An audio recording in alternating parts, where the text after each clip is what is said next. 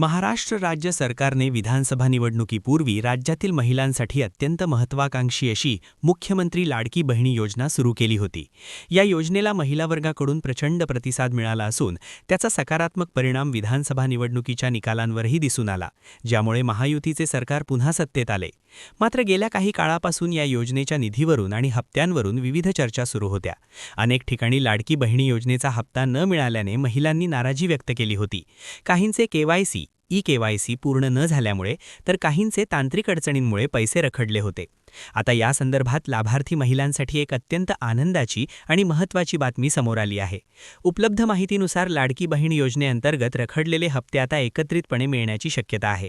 विशेषतः नोव्हेंबर, डिसेंबर आणि जानेवारी या 3 महिन्यांचे हप्ते महिलांच्या खात्यात एकाच वेळी जमा केले जातील असे सांगितले जात आहे। प्रत्येकी 1500 रुपये प्रमाणे 3 महिन्यांचे मिळून लाडक्या बहिणींना थेट 4500 रुपये मिळणार असल्याची माहिती बातमीतून समोर येत आहे।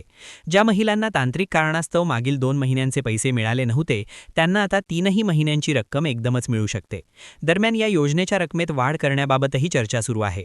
यावर बोलताना हसन मुश्रीफ यांनी स्पष्ट केले आहे की अर्थ खाते पूर्वी अजित पवार यांच्याकडे होते आणि आता ते मुख्यमंत्र्यांकडे आहे। मात्र विधिमंडळाच्या अधिवेशनानंतर हे खाते पुन्हा आपल्याकडे येईल आणि त्यानंतर महिलांना दिलेले वचन पूर्ण केले जाईल। मुश्रीफ यांनी दावा केला आहे की लाडक्या बहिणींना दरमहा 2100 रुपये दिल्याशिवाय सरकार राहणार नाही।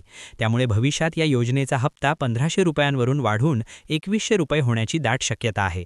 तुर्तास थकीत असलेल्या 3 महिन्यांच्या हप्त्यापोटी महिलांना 4500 रुपये मिळणार असल्याने मोठा दिलासा मिळाला आहे।